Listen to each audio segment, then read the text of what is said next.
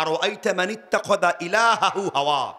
নবী আপনি অনেককেই দেখবেন যারা তাদের নফসকে আল্লাহ বানিয়ে ফেলেছে, ইলাহ বানিয়ে ফেলেছে। কথা কি বুঝতে পেরেছেন কিনা? ওয়ালা তুতি মান আগফালনা কলবাহু আন যিকরিনা, তোমরা তাদেরকে অনুসরণ করো না যাদের কলব আল্লাহর জিকির থেকে গাফিল হয়ে রয়েছে।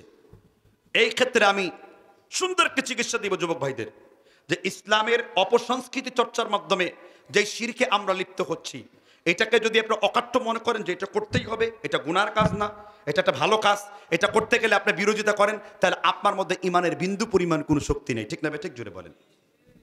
আমি তো কয়েকটা শিরকের আলোচনা করলাম। এবার পাক ভারত তথা বাংলাদেশে শিরকের অনুপ্রবেশ করে কি কারণে? প্রথম দায়ী হলো তাওহীদ সম্পর্কে অজ্ঞতা। কি সম্পর্কে অজ্ঞতা? তাওহীদ সম্পর্কে অজ্ঞতা। এখানে যে ব্যক্তিরা উপস্থিত রয়েছেন, আমি যদি তাওহীদের কথা বলি তো লোকেরা কেউ বসে থাকবে না। কারণ কি? আকীদার কথা বললে লোকেদের এই ওয়াজ মজা লাগে না, কারণ জনগণের আকীদা শুদ্ধ না, এই জন্য মজা লাগে না। এটার কারণ ইলমি অজ্ঞতা, তাওহীদের দাওয়াত বন্ধ থাকার কারণে।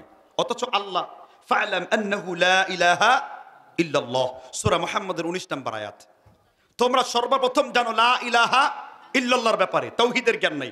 আমাদের দেশে শিরক অনুপ্রবেশ করার অন্যতম কয়েকটি কারণের প্রথম হলো তাওহীদের ইলমে দুর্বলতা।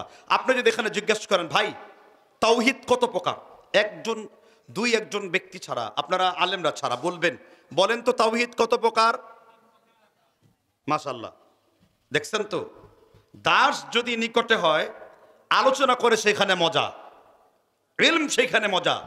কারণ আপনি সুঘ্রাণ দিলে সেখান থেকে ঘ্রাণ চারদিকে ছড়িয়ে পড়বে, এটাই তো নিয়ম। ঠিক না ঠিক?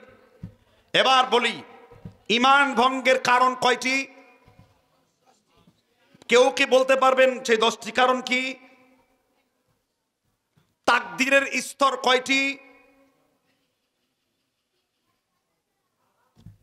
আল্লাহ সম্পর্কে আমাদের আকীদা কি?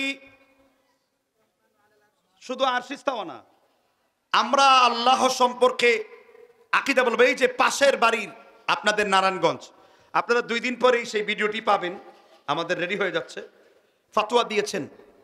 দেখেন এই দেশে তাওহীদ কিভাবে প্রবেশ করবে। শাইখুল ইসলাম ইবনে তাইমিয়ার ব্যাপারে এনায়েতুল্লাহ আব্বাসী, নাম শুনেন এই লোকটার? কোন জায়গার ছেলে? আপনাদের নারায়ণগঞ্জের ছেলে।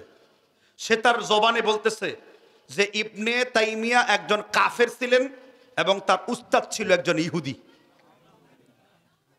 আমি এটা সার্চ করতে শুরু করলাম, গবেষণা করলাম। ইমাম সাকাবি, যিনি ইবনে হাজার আসকালানির ছাত্র, কিছু অভিযোগ ইল্লাত তার প্রতি তুলেছেন। কিন্তু শুধু হানাফি মাযহাবেরই 230 জন আলেম ইবনে তাইমিয়াকে মোল্লা আলী কারি আল হানাফি বলেছেন তিনি আল্লামা, তিনি মুজতাহিদ, তিনি ফকিহ, হাফিজুল হাদিস, মুতামাক্কিন ফিল ইলম, ইলমের ক্ষেত্রে তিনি অত্যন্ত পারদর্শী ব্যক্তি। হাদিসের হাফেজ ছিলেন, মুতকিন ছিলেন, সাদুক ছিলেন, মাশহুর বিল ইলম, ইলমের জন্য তিনি বিখ্যাত ছিলেন। অথচ চোখ লাগিয়েছে শিরক বিদআতের।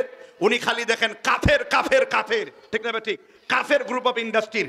অথচ দাঁড়িয়ে মিলাদ পড়ার ব্যাপারে ফতোয়া নাই, কিয়ামের ব্যাপারে ফতোয়া নাই, এর তারপর হাজার নাজারের ব্যাপারে ফতোয়া নাই, মাজার পূজারী খাট পূজারের বিরুদ্ধে ফতোয়া নাই।